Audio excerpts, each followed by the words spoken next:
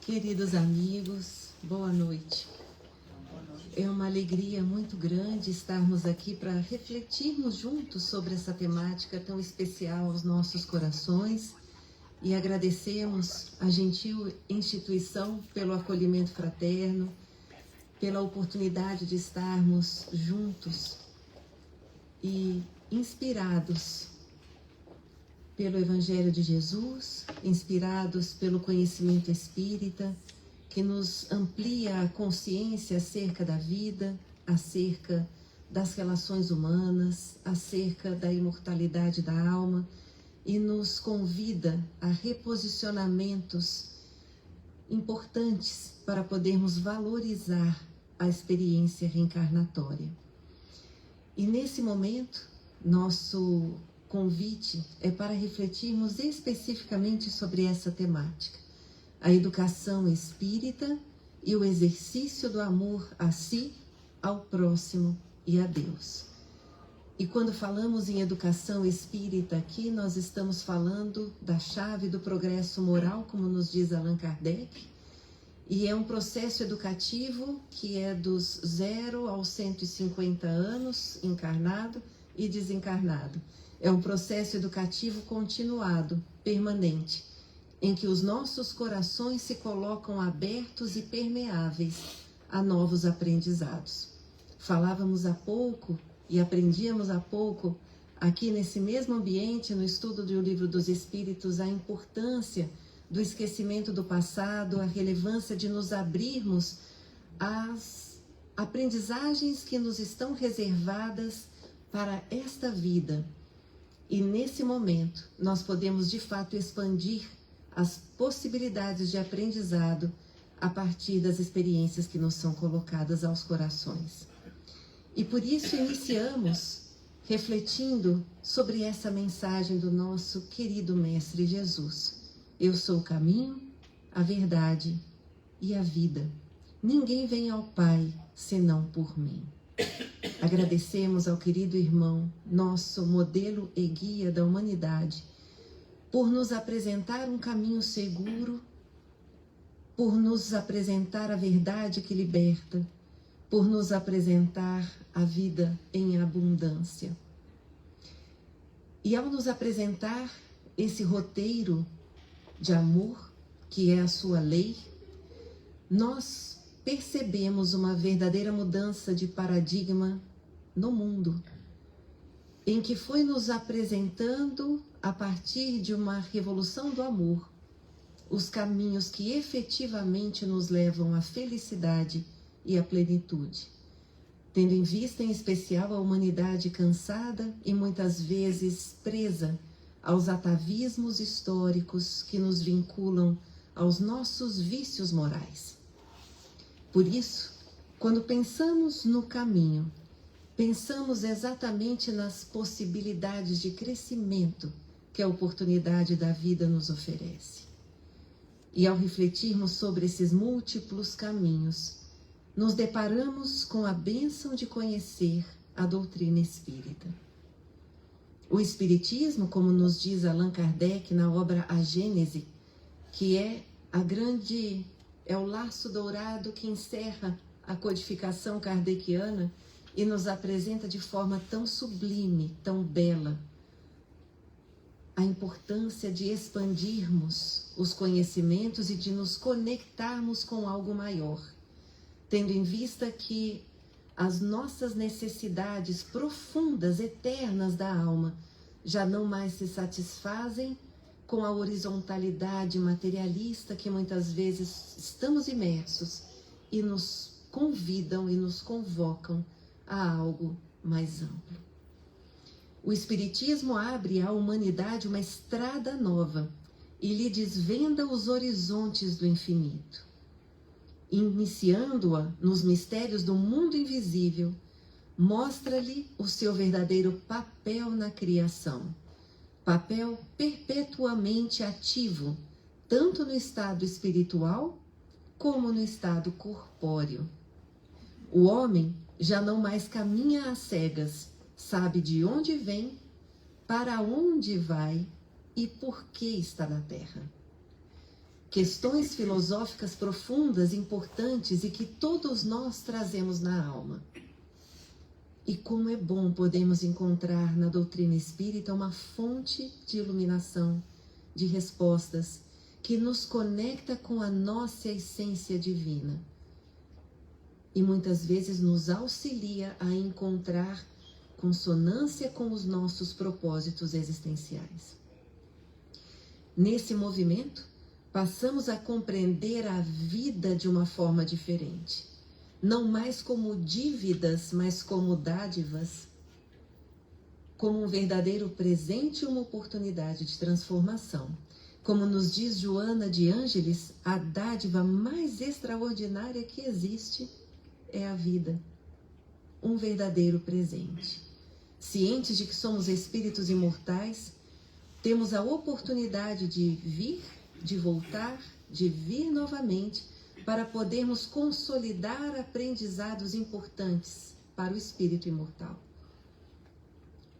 Nos convidando a um contínuo investimento no nosso progresso intelecto-moral.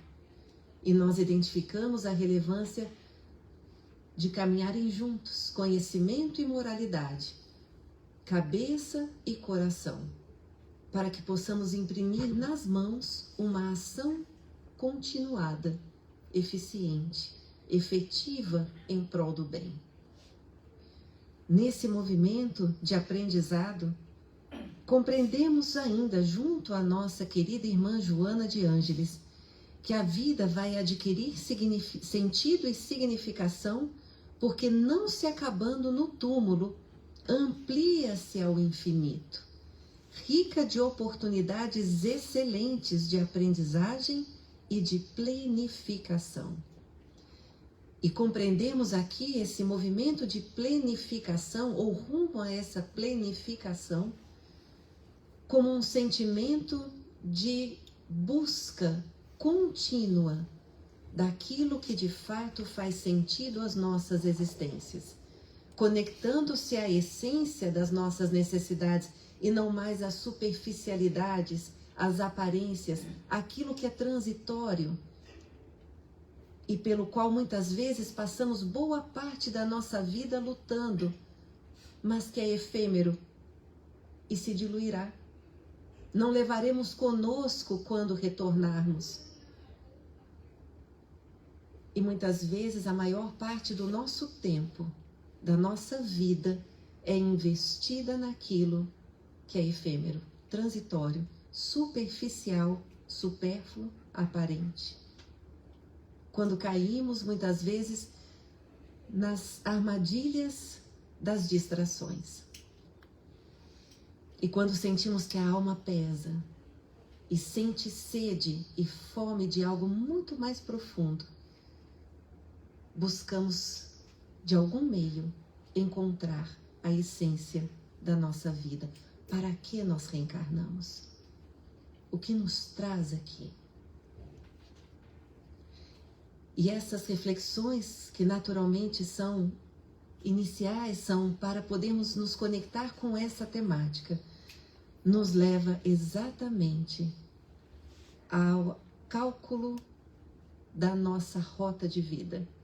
Como se pudéssemos estar num grande GPS, identificando o nosso PIN, aonde nós estamos, o nosso destino, para onde nós vamos, os nossos mapas possíveis, as nossas rotas possíveis, para que possamos caminhar rumo à nossa felicidade, rumo à nossa plenitude.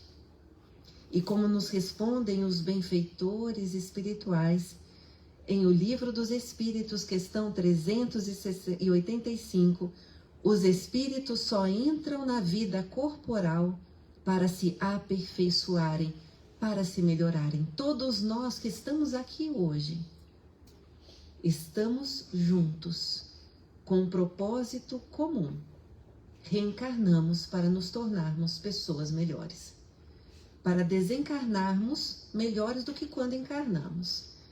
Se não conseguirmos andar léguas e léguas, que a gente ande centímetros para frente, mas no nosso esforço máximo para podermos avançar. em busca da nossa plenitude. Em uma viagem pelas bibliografias da nossa literatura espírita, que é vastíssima, bela e profunda, nós encontramos na obra Missionários da Luz um breve diálogo entre o mentor Alexandre e André Luiz, quando falavam da reencarnação de Segismundo. Nesse breve diálogo, o mentor fala: existe um programa de tarefas edificantes a serem cumpridas por aquele que reencarna, onde os dirigentes da alma fixam uma cota aproximada de valores eternos que o reencarnante é suscetível de adquirir na experiência transitória, nessa existência transitória. E o espírito que torna a esfera da carne pode melhorar essa cota de valores até ultrapassando a previsão superior pelo esforço próprio, intensivo, ou ainda distanciar-se dessa cota, enterrando-se ainda mais nos débitos para com o próximo, menosprezando as santas oportunidades que lhe foram conferidas. Percebam, amigos queridos, que todo o planejamento reencarnatório é minucioso e amoroso. São estabelecidas algumas metas, algumas cotas, para que nós possamos alcançar dentro de determinada reencarnação, não superestimando as nossas capacidades, nem subestimando-as. Algumas vezes conseguimos retornar com êxito, tendo atingido os nossos objetivos. Outras vezes, inclusive, superando-os. Outras vezes, a maioria, retornamos ainda sem cumprir aquele mínimo imaginado, por não termos investido o esforço suficiente na superação das nossas fragilidades. E muitas vezes por termos nos acomodado numa zona de conforto, aguardando o que o mundo venha a nos presentear, ao invés de pensarmos que presentes eu posso oferecer ao mundo que me recebe hoje. Nessa reflexão, nosso querido Manuel Filomeno de Miranda, na obra Transição Planetária, nos lembra que a cada um de nós cabe a definição dos nossos roteiros a seguir. Essa é uma escolha individual, através do nosso livre-arbítrio, que é intransferível, não pode ser terceirizado. Nós temos uma responsabilidade, junto com o livre-arbítrio, na definição das nossas rotas, das nossas escolhas. Refletir sobre os melhores caminhos compete ao nosso coração. Jesus é o caminho, é a verdade e a vida. Mostrou-nos caminhos importantes, mas convidou-nos ao exercício do livre-arbítrio. Nesse espaço, podemos de fato escolher pelos caminhos da competição ou da cooperação. Mas nos é lembrado por Paulo que somos cooperadores de Deus, que possamos então refletir sobre os caminhos que escolhemos, se estão condizentes ou não com os princípios da lei de amor, justiça e caridade.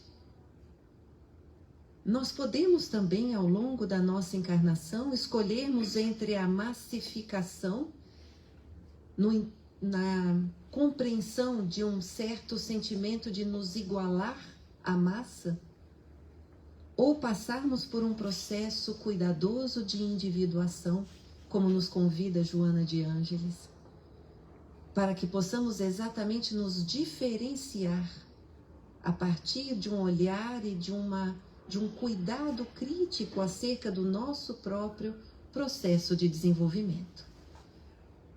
Como é importante refletirmos sobre aquilo que nos diferencia do que a maioria muitas vezes faz e que não necessariamente é o correto, é o digno, é aquilo que nos edifica. Falávamos outro dia sobre as normoses. Normose é um termo cunhado pela psicologia transpessoal que se refere à patologia da normalidade.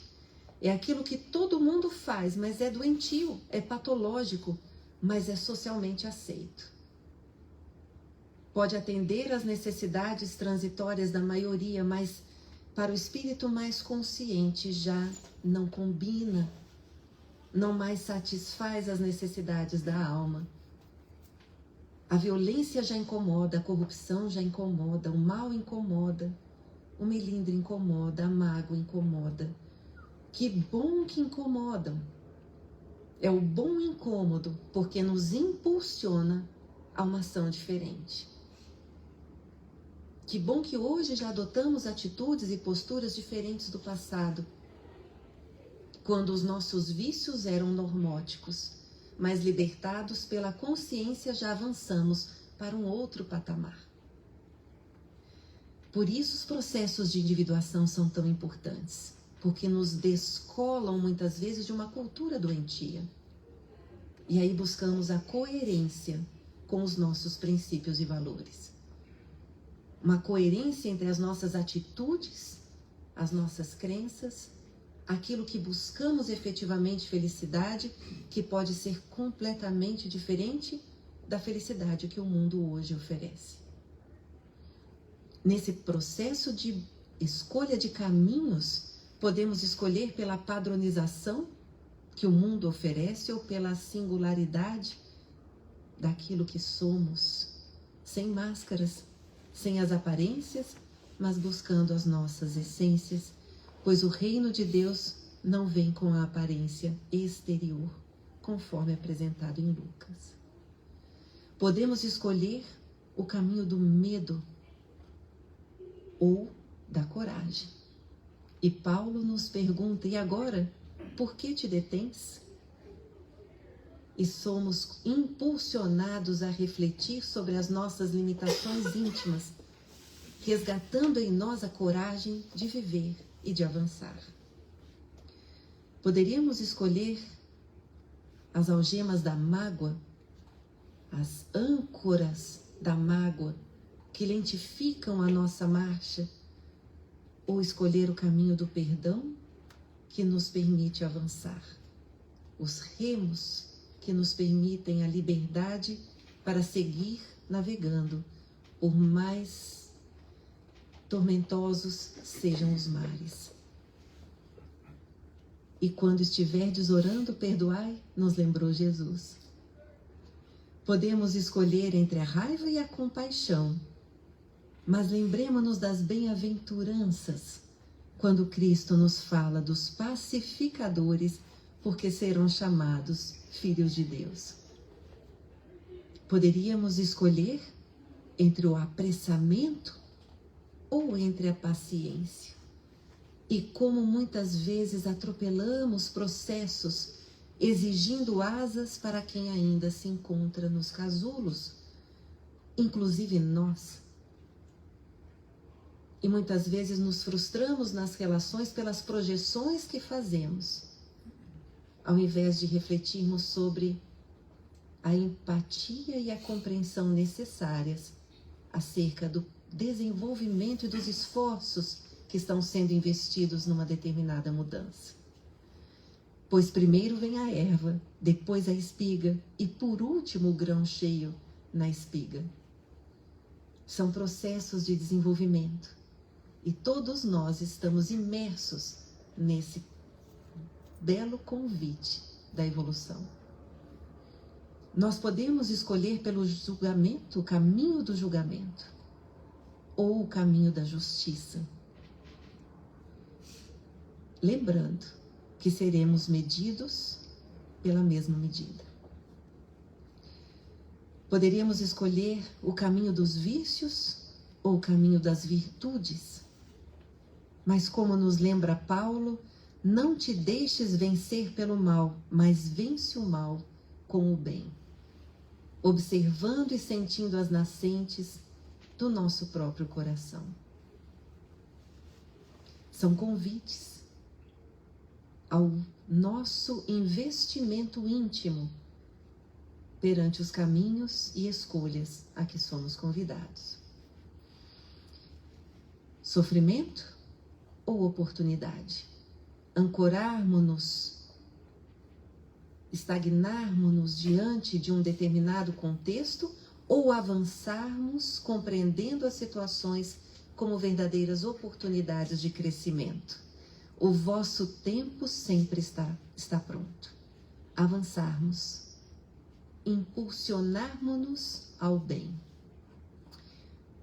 ancorarmos-nos na tristeza, avançarmos para a felicidade. E Jesus, de uma forma belíssima, nos lembra: a vossa tristeza se converterá em alegria. Foi uma afirmação. É uma questão de tempo, abrindo-nos ao aprendizado, extraindo da tristeza aquilo que ela veio nos ensinar, mas não nos apegando a ela, para podermos vivenciar a plenitude da alegria, nutrindo os nossos corações com alegria.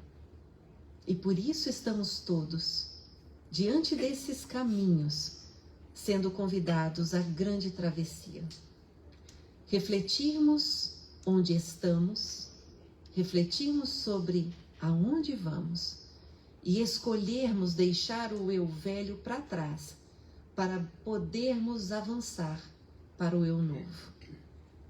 Esse é um processo cuidadoso e amoroso para reconhecermos o nosso fim nesse nosso GPS por meio do autoconhecimento. Mas avançarmos também a partir de uma bússola bem calibrada, sinalizando a nossa conexão com os propósitos e valores que trazemos na alma. E ao mesmo tempo buscando identificar mapas possíveis, roteiros possíveis para construirmos novos hábitos. Deixar o eu velho, abraçar o eu novo. Identificarmos em nós os nossos pontos de satisfação, de plenitude, de alegria. Acolhermos os nossos incômodos amorosamente, mas percebermos-nos também em transformação e avançarmos, para não nos estagnarmos nas oportunidades que nos são apresentadas para podermos crescer. E como todo bom crescimento, é um processo doloroso, é um processo educativo.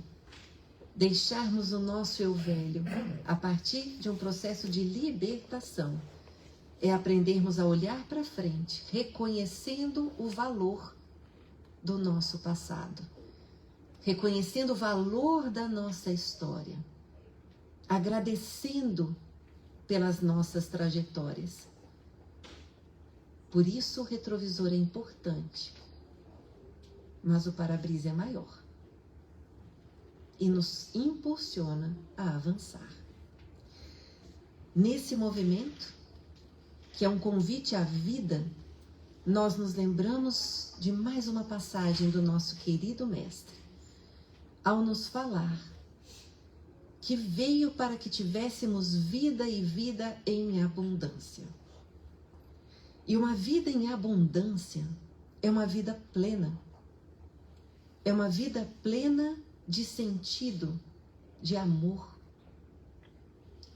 É colocarmos a energia criativa canalizada para algo que efetivamente faça sentido. Colocar a vida dedicada a algo é construir essa abundância que Cristo nos apresenta.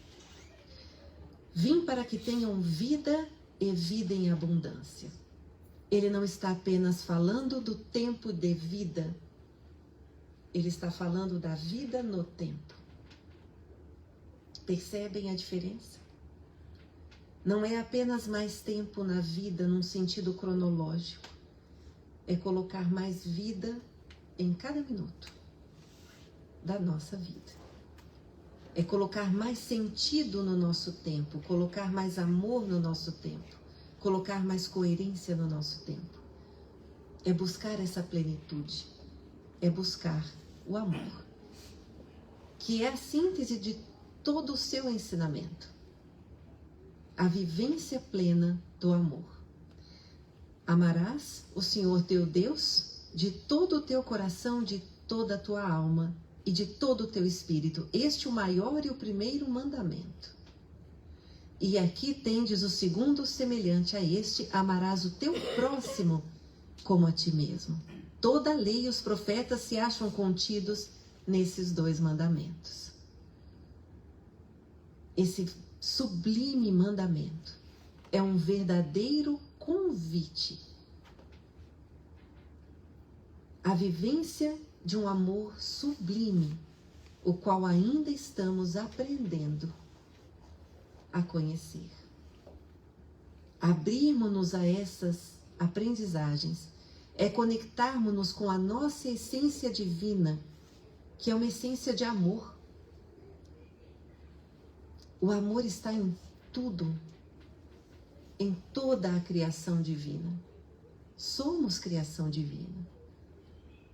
Temos amor na nossa essência. Multiplicar esse amor é um compromisso nosso. Por isso, Leon Denis compreende este amor como uma potência da alma e nos fala que cada alma é um sistema de força e um gerador de amor, cujo poder de ação aumenta com a elevação. Quanto mais evoluídos formos, mais geramos amor. É como se fôssemos um farol, irradiando luz. Quanto mais evoluirmos, mais intensa é a nossa luz. Hoje ainda somos pequenos fósforos vacilantes, mas já estamos começando nesse processo de iluminação. Amor é energia. E essa energia de amor está em nós. E muitas vezes nos desesperamos quando a bateria do nosso celular está acabando. Mas não nos percebemos e nem desenvolvemos um olhar sensível para a bateria da nossa alma. Como está o amor em vocês? Como está o amor em nós? Sintam essa energia, essa bateria. Nós somos geradores de amor. Não é à toa que nessa vasta literatura espírita, os benfeitores narram que os espíritos mais evoluídos irradiam uma luz tão intensa e tão bela que por vezes não é possível definir a sua silhueta, o seu perfil.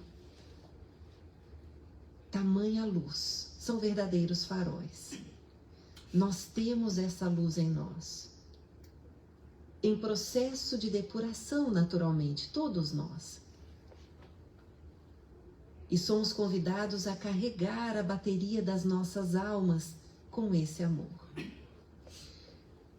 É como se nós tivéssemos a possibilidade de, diante das situações, das pessoas, das relações,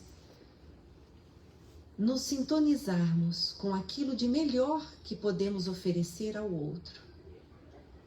As pessoas, a nós mesmos, acolhermos-nos também, dedicar a nós esse amor, amar a Deus sobre todas as coisas e ao próximo como a si mesmo.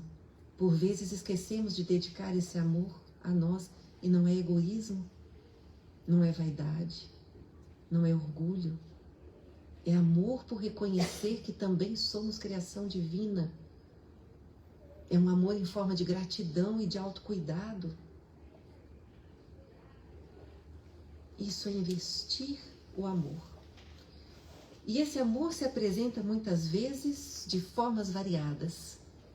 Nosso Leon Denis diz que o amor conjugal, por exemplo, o amor materno, o amor filial, fraterno, o amor à pátria, da raça, da humanidade, são refrações, raios refratados do amor divino que abrange e penetra todos os seres e, difundindo-se neles, faz rebentar e desabrochar 1000 formas variadas, 1000 esplêndidas florescências de amor. É como se nós recebêssemos da providência divina uma ducha de amor e pudéssemos canalizar essa luz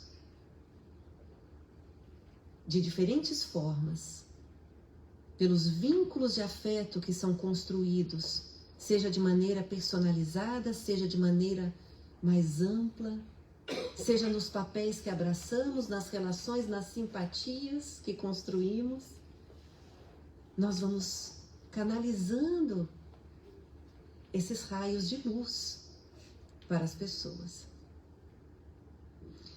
Nesse movimento, quando trabalhamos no âmbito da educação espírita, seja com as crianças, com os jovens, mas que também se aplicam aos adultos, aos idosos, aos encarnados e aos desencarnados, pois todos estamos em processos educativos, muitas vezes utilizamos-nos de uma metáfora para falarmos dessas dimensões do amor.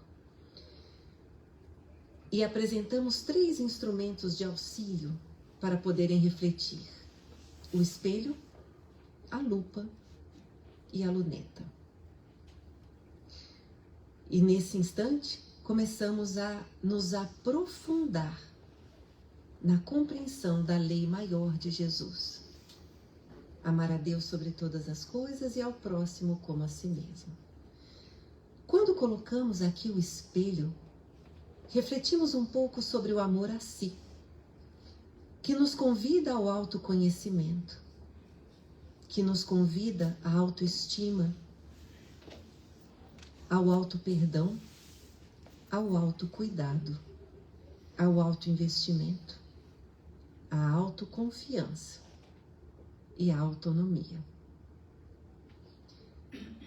Todos esses sentimentos e investimentos que estão aqui, de alguma maneira, refletem o amor canalizado a si mesmo, nessa dimensão intrapessoal, pois é um investimento permanente na alma, no corpo, enquanto instrumento transitório, mas que nos impulsiona a uma compreensão de nós mesmos como espíritos imortais em desenvolvimento. Por isso, quando apresentamos essas reflexões no campo da educação espírita, ela vem junto com algumas reflexões que fazemos para nós mesmos e que não precisam ser compartilhadas necessariamente externamente, mas que ao refletirmos já nos convida a uma recalibragem no nosso GPS. Quais são os meus ideais? O que buscamos na nossa jornada? Quais são os meus talentos? O que já tenho desenvolvido enquanto virtudes, enquanto habilidades? Mas também o que eu preciso melhorar? O que busco ressignificar no fundo da minha alma? Que pesos eu estou carregando desnecessariamente nessa minha bagagem existencial e que pode ser transformada? Quais são as minhas prioridades de vida? O que tenho colocado como elemento essencial e o que posso colocar como elementos secundários? E por que muitas vezes trabalhamos com o urgente e não com o mais importante? E vamos puxando o que é urgente para frente e deixando o que é importante para trás, para depois, para fazermos depois. E quando a gente vê, a saúde, que é importante, já virou doença, que vira urgente, para a gente poder trazer para frente e olhar para ela. Faz sentido? Quais valores me sustentam? Porque princípios e valores não se discutem. Processos, o como, ok. Princípios e valores são fundamentais e parâmetros, referências para o próprio uso do livre-arbítrio. Em que tenho investido meu tempo? Será que eu tenho procrastinado objetivos importantes e me distraído com vagalumes na nossa trajetória? Como eu tenho reagido às adversidades? Com tolerância, com compreensão ou de maneira explosiva? Eu consigo me auto-perdoar? Isso é difícil. E muitas vezes é difícil perdoar o outro porque também não nos perdoamos, por não nos vermos como espíritos em evolução, em desenvolvimento. Tenho cuidado da minha saúde física e espiritual? Enquanto encarnados, estamos cuidando dessa ferramenta corpórea, cuidando do sono, da alimentação. Tenho vigiado as nascentes do coração, como nos dizem os benfeitores, pois na nascente do coração estão as virtudes e os vícios. Como tenho usado o meu livre-arbítrio? Tenho adotado atitudes coerentes com os meus ideais? Estas são algumas reflexões que fazemos para serem respondidas por nós mesmos, sem necessidade alguma de compartilhamento com outrem. Da mesma forma que trabalhamos o espelhinho, também trazemos muitas vezes nas nossas práticas de educação espírita a lupa.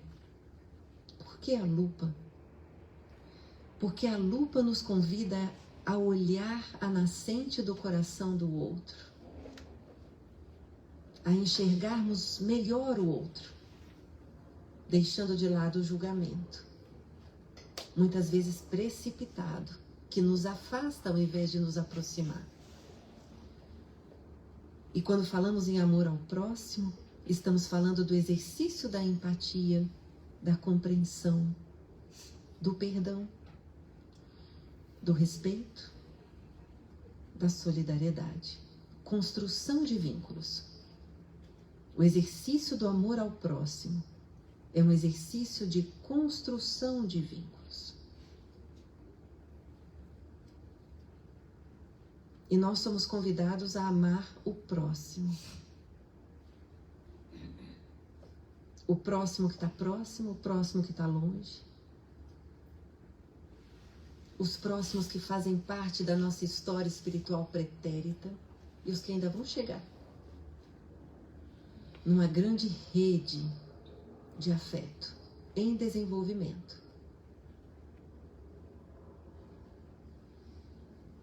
Recordo-me de uma charge em que uma pessoa falava: Deus, eu estou tentando amar o próximo. Sim, mas qual é o problema? É o próprio próximo. Ele é muito difícil. Lidar com a diversidade, com as singularidades. Hoje mesmo estávamos vendo uma brincadeira em que a pessoa falava: nossa, mas será que essa questão de amar o próximo eu estou entendendo certo? E ela falava com Deus assim: Deus, eu acho que eu estou entendendo certo. Eu estou tentando amar o próximo, estou me esforçando para amar o próximo, só que tem próximo que não é fácil. E aí, sabe o que eu faço então para amar o próximo? Eu pulo. Eu tentei amar o próximo, não consegui amar o próximo, então eu pulo e vou pro próximo. E aí a gente vai tentando amar o próximo, já que esse não deu certo. Ok, cada um entendeu de um jeito. Ok, interpretação de texto é algo muito pessoal. Mas o próximo que o Cristo se refere é para todos nós. Reconhecendo-nos como humanidade, nas nossas singularidades, naquilo que temos de mais belo e também naquilo que não temos ainda de belo. Porque não é o acaso que nos une num tempo e num espaço, nas interações e nas relações, para nos aprimorarmos. Por isso também trazemos aqui algumas reflexões. Quem caminha comigo? O meu próximo mais próximo? Quem está nessa jornada comigo? Quais princípios sustentam as minhas relações? É uma relação de autenticidade, de espontaneidade, de confiança, de respeito ou de interesse? Existe algum condicionante nas relações que eu estou colocando com os outros? Eu ofereço se eu receber algo em troca? Tenho cuidado das relações que são construídas, eu zelo por essas relações? Ou esqueço no tempo e não nutro, não alimento, não ligo para saber como está? E como é bom quando nós estamos às vezes em silêncio, precisando de algo e recebemos uma mensagem por WhatsApp: pensei em você hoje, está tudo bem? ou uma figurinha. Já aconteceu com vocês? Nos dias em que muitas vezes precisamos de ajuda, alguém se conecta ao nosso coração por laços invisíveis e nos nutrem com uma simples palavra, com uma simples lembrança. O que eu posso fazer pelo próximo? Essa é uma pergunta importantíssima, porque muitas vezes nas nossas relações do dia a dia, nas nossas rotinas, a pergunta é o que o outro tem a me oferecer. Inverter o processo de oferta. Eu respeito e valorizo as diversidades, as singularidades que coexistem nesse mesmo tempo e espaço. E quando falo de tempo e espaço, não é apenas aqui, na instituição espírita ou no meu núcleo familiar, é nesse pálido ponto azul, como nos diz Carl Sagan. Na Terra, não é o acaso que nos une. Somos família humana, aprendendo a conviver. Tenho exercitado a empatia e a tolerância, nos colocando abertos a compreender a realidade do outro a partir dos olhos do outro, da vivência do outro. Consigo perdoar, considerando a importância da justiça e de não criarmos expectativas que muitas vezes o outro não tem como atender. E muitas vezes nós exigimos que o outro seja algo que nem nós conseguimos ser. E projetamos, e nos frustramos, e afastamos ao invés de aproximar. Esforço-me para compreender sem julgamentos? Construo laços ou construo correntes? As minhas vinculações são fraternas ou aprisionam? Elas libertam e impulsionam ao crescimento ou criam condicionantes de aprisionamento? Eu tenho construído pontes de conexão, de afeto ou muros de isolamento nas nossas relações? Como é que eu tenho me comunicado? As fragilidades da comunicação. Como muitas vezes eu penso que sou claro, mas os canais de interpretação são tão distintos. As subjetividades que emergem são tão distintas. E às vezes o óbvio precisa ser dito. Refletir o que, o quando, o como. A forma de expressão. Tenho exercitado a caridade, o nosso famoso BIP, benevolência, indulgência e perdão. E é tão bom quando a gente tem esse BIP ativo, que é um sensor que vem exatamente nos dizer, olha, isso aqui está coerente, isso aqui não está coerente. E para além do espelho e para além da lupa, nós também apresentamos a metáfora da luneta. E por que a luneta? Ao falarmos do amor a Deus. Porque ao reconhecermos a grandiosidade do universo, nós nos sentimos suficientemente pequenos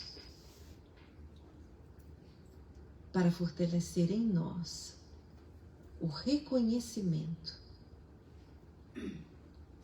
da grandiosidade divina, da beleza divina, e ao mesmo tempo de fazermos parte dessa criação. O reconhecimento da paternidade divina implica também o exercício da humildade perante essa criação. A gratidão por fazermos parte dessa criação. A valorização da vida de cada momento, reconhecendo a beleza e a seriedade da oportunidade reencarnatória para nós podermos nos impulsionar ao bem. O sentimento de pertencimento. Ninguém está só. Fazemos parte da criação divina. E o investimento na sustentabilidade, seja do ambiente, físico ou espiritual. Somos corresponsáveis pelo ambiente que nós estamos. E isso também implica algumas reflexões finais que apresentamos. Eu me reconheço como filho de Deus? Mesmo? Nós nos portamos como filhos de Deus? Li certa feita num caminhão: eu não sou o dono do mundo, mas sou filho dele. Nós somos filhos do dono do mundo. Nós somos filhos de Deus. Somos, por isso, corresponsáveis por sua criação. Tenho consciência do meu lugar no mundo? Tenho consciência do meu pertencimento, da minha grandiosidade como filho de Deus? Somos pequeninos, porém grandes e muito amados, imensamente amados. Valorizo os presentes dados por Deus? Deus nos presenteia todos os dias com o nascer do sol cinematográfico. Vocês contemplam o pôr do sol, o nascer do sol, uma paisagem, uma lua, a natureza, o ar que a gente está respirando, o coração acordou batendo. Uau! Que bom estar vivo! Porque se nós acordamos hoje, é porque Deus confia em nós. Aqui, para fazer algo. Tenho fé? Nosso Wi-Fi está bem calibrado, está bem ativo, está conectado. Sinto-me parte da criação divina. Nós nos sentimos integrantes a essa bela criação divina, que é uma criação de amor, então nós também somos amor. Tenho cuidado do meio ambiente, com uma consciência ecológica já desenvolvida, cientes de que nós fazemos parte desse ecossistema. Tudo aquilo que fazemos repercute em algo, em alguém, em alguma vida. Sou espectador ou sou protagonista das transformações da Terra? Estou aqui a passeio esperando o mundo mudar? Ou posso trazer algo que contribua efetivamente para uma mudança? Assumo a corresponsabilidade perante a paz no mundo? Porque às vezes nós clamamos pela paz, mas não fazemos a nossa parte. Preocupo-me com o ambiente espiritual da Terra. E olha como isso é sério. Porque se já conseguimos dar o passo para uma consciência ecológica, física, isso já é muito belo, já é muito importante. Mas nem sempre nos apercebemos da ambiência espiritual que estamos construindo com os nossos próprios pensamentos. Porque pensamento é matéria. O pensamento é criador. Nós criamos atmosferas fluidas, belas, iluminadas ou densas, turvas, pesadas. Já aconteceu com vocês de adentrarem em ambientes e estarem à vontade, bem confortáveis, um ambiente fraterno, em outros ambientes que ninguém falou nada, você só entrou, tá estranho, e saiu. Um ambiente pesado. Pensamento é matéria. O que se pensa se materializa. Nós somos corresponsáveis também pela ambiência espiritual da Terra que construímos por meio dos nossos pensamentos e sentimentos. Eu colaboro com a transição planetária. Queremos tanto a transição planetária, queremos tanto o mundo de regeneração. Todos querem, não querem? E nós estamos fazendo a nossa parte, pensando, sentindo e agindo como regeneração?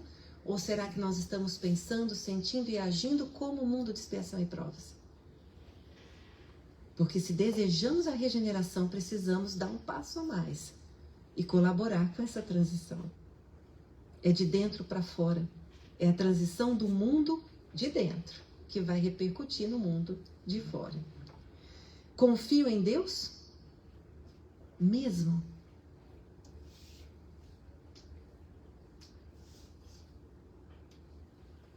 Esforço-me por vivenciar o amor? E E com essas reflexões, queridos amigos, já nos encaminhando para o encerramento dessa breve fala, que é simples nas suas palavras, mas profunda no convite. Sentirmos o amor, vivenciarmos essas dimensões do amor a Deus, ao próximo e a si mesmo, como a providência divina nos convida, é nos abrirmos às oportunidades de luz e nos conectarmos com a nossa própria essência divina para que possamos gravitar para Deus, como nos diz Paulo em O Livro dos Espíritos, na resposta à questão 1009. Gravitar para a unidade divina, eis o fim da humanidade. Para atingi-lo, 3 coisas são necessárias: a justiça, o amor e a ciência. E 3 coisas lhe são opostas e contrárias, que seriam a ignorância, o ódio e a injustiça. Todos nós estamos aqui para gravitar para a unidade divina. E gravitar para a unidade divina é reconhecer essa essência de luz em nós para fazermos potencializar os watts da nossa lâmpada. Lembramos-nos ainda de Paulo, quando ele nos diz que o amor é paciente, o amor é bondoso, não inveja, não se vangloria, não se orgulha, não maltrata, não procura seus interesses, não se ira facilmente, não guarda rancor. O amor não se alegra com a injustiça, mas se alegra com a verdade. Tudo sofre, tudo crê, tudo espera, tudo suporta. Que possamos então, queridos amigos, nesse instante em que somos convidados a nos conectar com a nossa luz, reconhecendo-nos como usinas de amor, como geradores de amor, que nós possamos nos conectar com a nossa lâmpada, ainda com poucos watts, mas lembrando-nos de André Luiz, quando nos diz que quando nos predispormos a iluminar, os vanguardeiros do amor nos alimentam a lâmpada. É como se os vanguardeiros do amor pudessem potencializar os watts da nossa lâmpada, por menor que ela seja. Que nós possamos então nos colocar em condição de iluminar, de auxiliar, de exercitar esse amor a nós mesmos, ao próximo, a Deus, para que esse amor se expanda, para que essa lâmpada se expanda e para que em breve possamos mirar a nossa terra como igualmente um ponto de luz que reflita a luz dos seus habitantes, gerando amor. Brilhe vossa luz, é o convite de Jesus a todos nós. Que possamos nos conectar com essa luz e fazê-la brilhar em nossos corações. Muito obrigada, queridos amigos, pela atenção, pelo amor sentido, pelo olhar atencioso, e nós seguimos em sintonia, multiplicando esse amor. Muita paz.